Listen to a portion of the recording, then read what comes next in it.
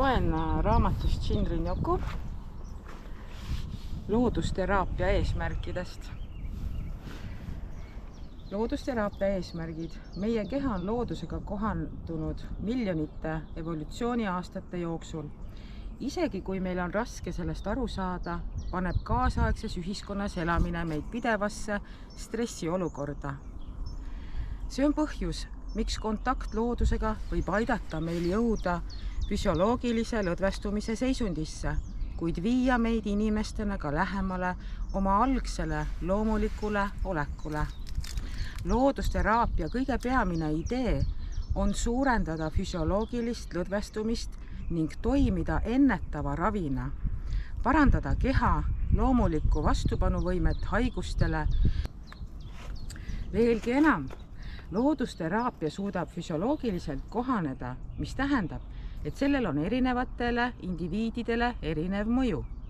Esmalt arvasime, et andmete kogumises esineb vigu, kuid hiljem oleme leidnud, et erinevate inimeste poolt kogetakse tegelikult erinevaid tulemusi.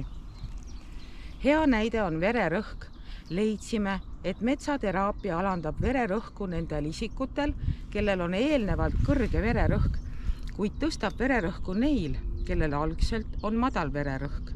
Antud nähtus muudab teraapia eriti väärtuslikuks, kuna see kohandub indiviidiga, kuid meil tuleb teha rohkem uuringuid, et teada saada, kuidas ja miks see toimub.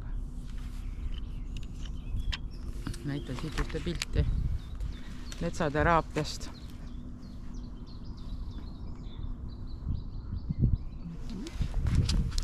Ja kuna minu üks andepõhine roll on laagritööde metsamemm, siis ongi suunatud ka mind seda Shinrin Yokut ehk siis metsakümblust kasutama oma teenuse pakkumisel.